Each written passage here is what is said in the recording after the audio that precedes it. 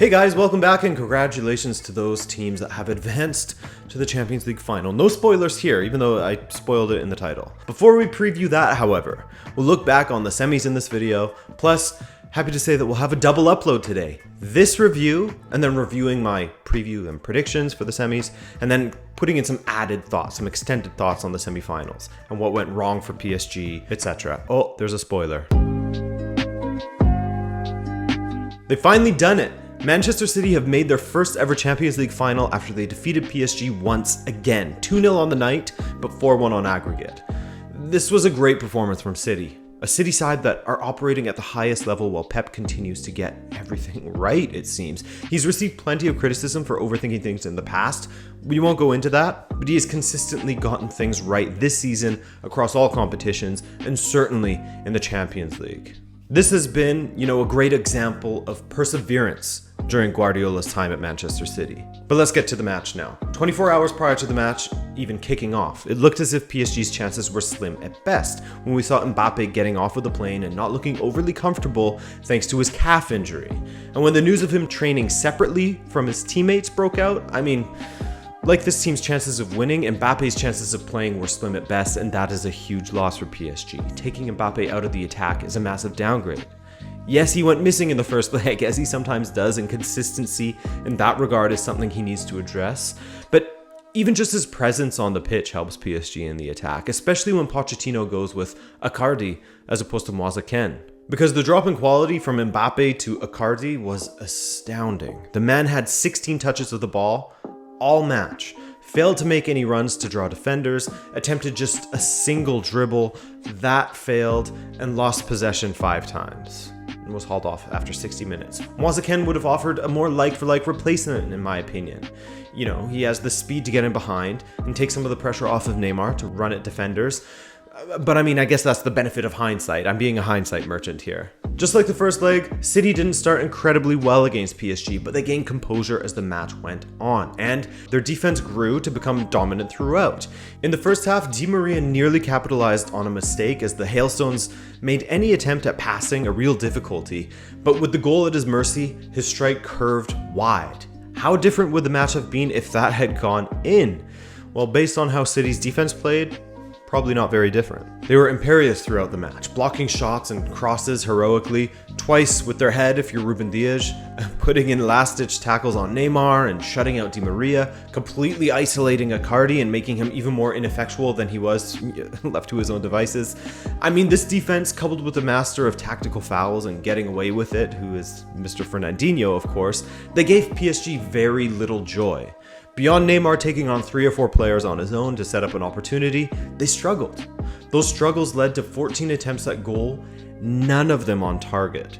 The closest they came, Marquinhos having a header bounce off of the top of the crossbar in the first half. In fact, Marquinhos was probably PSG's best player once again, both in defense and in the attack via his aerial ability. I said somewhat jokingly during the live stream that when Mbappe isn't available, if the choice is between Icardi and Marquinhos as the striker, I'm going with Marquinhos. His instinct to get on the end of the crosses is incredible. They always seem to find him. It was poor from PSG, and their defense was poor as well. Previously, they had been decent in this area, but City were able to pick them apart just as they did 11 minutes into the game when Riyad Mahrez got on the end of a rebound and his strike slipped through the legs of both Kimpembe and Navas. By the way, the ball from Ederson to spring Zinchenko free down that left flank was sublime. Mahrez really is having his best season, maybe not better than his title-winning season with Leicester, but for me it's certainly his best season with City, and he finished well again in the second half. Foden collected the ball in the middle of the pitch, drove forward before playing a give and go with Kevin De Bruyne. That was all too easy to do, by the way, as Florenzi was caught too far forward, and Foden's first time ball through the 18 was met by Mahrez, who had the presence of mind to lift it into the roof of the goal. Fantastic attacking move, game over at that point, and PSG lost their heads completely. They were done at that point. Di Maria with the scumbag red card by stamping on Fernandinho, who again, Fernandinho is no saint. And it's a bit mind-boggling how he had 4 fouls in this game and not a single yellow card, but that's beside the point. Di Maria's stamp was a scummy move. The game descended into a bit of ridiculousness with the cynical fouls following that from PSG. But hey man, it was still entertaining to watch. So, 2-0 the final, 4-1 on aggregate, and City were thoroughly deserving victors across the two legs. Not only did they score 2 great goals in the second leg, but they defended incredibly well. I mean, 0 shots on target for PSG speaks to their poor finishing, but also to the City defenders who were blocking everything. As I said, twice Ruben Dias blocked attempted shots and a cross with his head. Zinchenko with a stunning tackle on Neymar. John Stones and Kyle Walker really controlled that whole right side where Neymar's starting position was, but I mean, he often floated into the middle. The City defenders managed to block 9 attempts in total, leaving Ederson with nothing to do really. In the end, I think Ruben Dias' quote after the game says a lot about the difference between these two teams mentally. I think that says the most about our team. When the difficult times come, we step up. We saw that in Paris, where they were 1-0 down and came out in the second half as the better team. And we saw that again in the second leg. For Paris, we saw a complete loss of composure when times got tough. Maybe it would have been different with Mbappe. It's impossible to say with any sort of certainty, but something tells me City still would have marched on to their first Champions League final regardless. They had a good run, especially considering they had enough injuries to wipe out 2 full 23-man squads across the entirety of the season, but Real Madrid are out and Chelsea are through. Ultimately, Real Madrid, they just didn't have it. And Chelsea played them to perfection. 2-0 in the second leg, 3-1 and coasting on aggregate.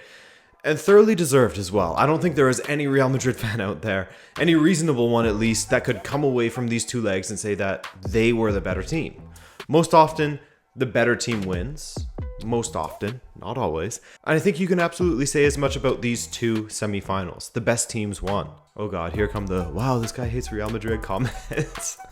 After previously actually getting, wow, this guy hates Chelsea. No, man.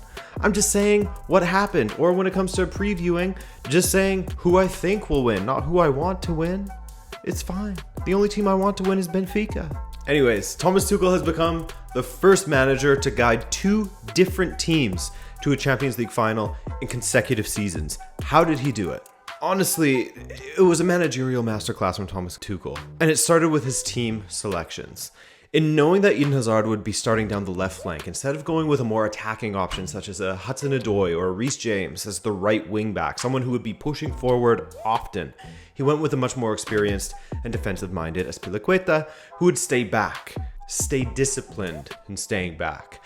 This is where Real Madrid focused a lot of their attack, down that left side, Madrid's left side, Chelsea's right, with Kroos, Hazard, Mendy, and Benzema linking up. Unfortunately for them, their left flank was left completely exposed at times, and that's where Chelsea found a lot of their joy. I'm not sure how many times I saw Ben Chilwell with acres of space to run into. The amount of times he was able to combine with Mount, Werner, or Havertz down the flank was absolutely a worry for them.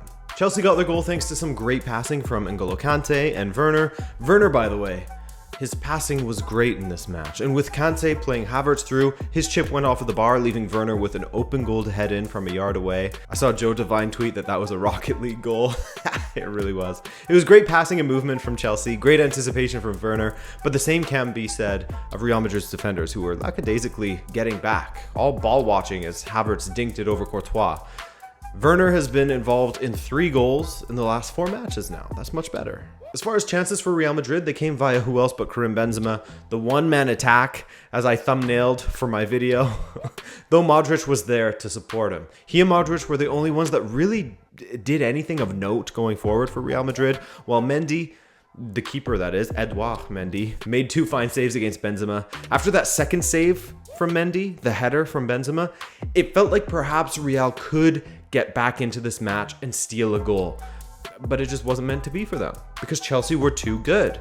In the second half, Chelsea continued to control the game really well. Their game management was superb in this one. And as Real pushed more and more players forward and got more desperate to find a goal, Chelsea were afforded more opportunities in the other direction. One of the things that Tuchel was asked about before the match was why Christian Pulisic wasn't getting the start, especially after his fantastic showing in the first leg. To this, Tuchel said, quote, "Christian got a bad message for him today, unfortunately. but I'm pretty sure we need more than 11 players to sneak through today. It's good to have Christian from the bench. Kai gives us a little bit of height, also against the set pieces, and maybe in fast attacks can keep the ball. And he got it absolutely right, even though Christian Pulisic was visibly unhappy about it after the match. With Werner's influence on the match waning, with the match becoming more stretched, it was absolutely the right call to bring on Pulisic with about 25 minutes to go. His fresh legs were an issue over and over again down that right side for Chelsea, Nacho proving to be no match for his pace. And it was Pulisic who burned Real Madrid and put the nail in the coffin, the final nail. It came via Sergio Ramos failing to effectively deal with a ball over the top, which landed at N'Golo Kanté's feet. He was at it again, latching onto the loose ball, playing Pulisic through to drag Courtois out of position, and then pick out Mount, running through the middle to tap it in. 2-0 Chelsea. Real Madrid were finished at that point, just 5 minutes in regulation remaining, and an extremely strong display from Chelsea. The energy of Kanté absolutely trumped the slow Real Madrid midfield. The amount of times Chelsea's press won the ball in Real Madrid's half or in the middle of the pitch, I mean, Jorginho deserves a ton of praise for his performance as well. Man of the match Kanté, or the gift as Tuchel calls him, and a special mention to Jorginho, who absolutely, those two locked down the midfield. Much to the dismay of Real Madrid supporters, the laughs and smiles of Eden Hazard after the match as he shook hands with his former teammates sent El Chiringuito into absolute meltdown. Inaceptable esto en un campo de juego. Inaceptable. Like I said on Twitter, man, if I didn't know that this was a serious show, I would have thought that this was parody with how they opened this. So overly dramatic. But anyways, I'll provide further thoughts on these ties in the next video today for those that are interested. But regardless, a big congratulations to the Chelsea and Man City supporters out there who must be absolutely buzzing. Playing in a European final, man. One of those things where you're so excited but so scared at the same time. But anyways, sorry, I'm wrapping up this video. Thank you for watching. I do appreciate you very much, and have a great day. Ciao.